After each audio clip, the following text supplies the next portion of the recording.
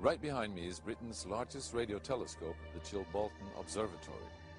And here it was that the greatest sensation in the crop circle history was to appear in the fields right in front of the telescope. On the morning of 14th of August 2001, a formation was discovered which was different from any other previously seen. From the ground it looked like a tangled mess, wisps of crop spread around in no system. However, in the evening with growing shadows, a picture appeared, unmistakably that of a face. That picture represented a whole new technique, a screen technique, the same that's used for printing a picture on paper.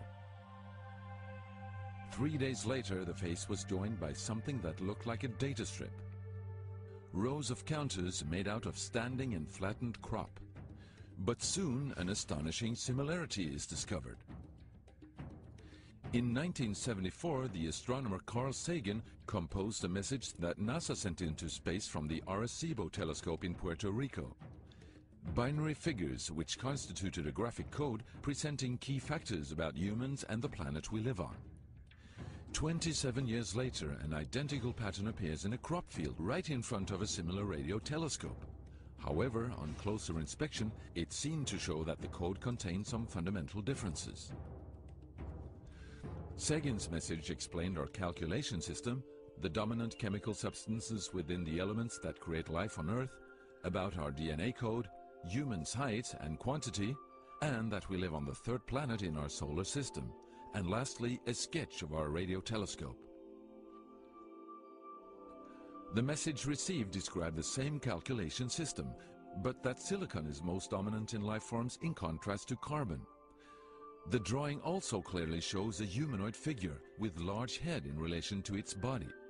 It's also explained that they have an extra string in their DNA, are approximately 4 feet tall, inhabit the third, fourth and fifth planets in their solar system, and have a population of around 21.3 billion.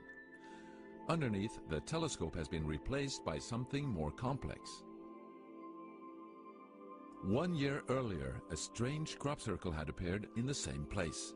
Is this the same illustration as in the sender's code? Is this the correspondent's radio telescope?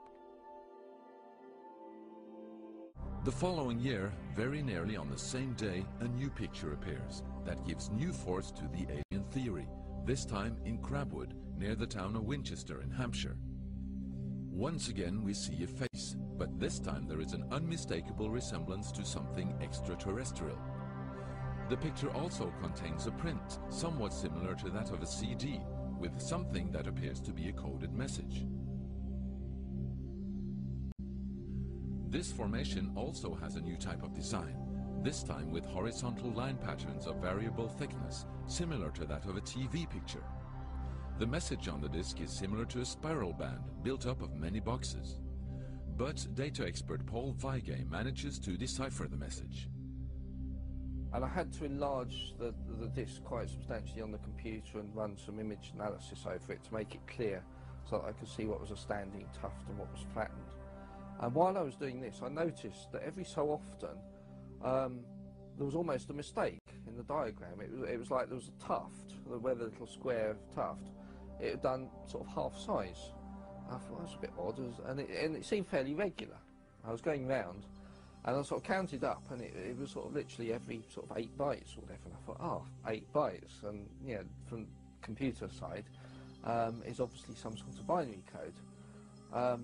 So then I did the straightforward thing. I just converted it into ASCII, which is the standard sort of computer language that you encode the alphabet in. And of course I then started to get words forming out, and I thought, I'm getting somewhere here. So I then did the whole thing for the whole lot, and got this message. The message is in English and reads as follows: Beware the bearers of false gifts and their broken promises. Much pain, but still time. There is good out there. We oppose deception. Conduit closing.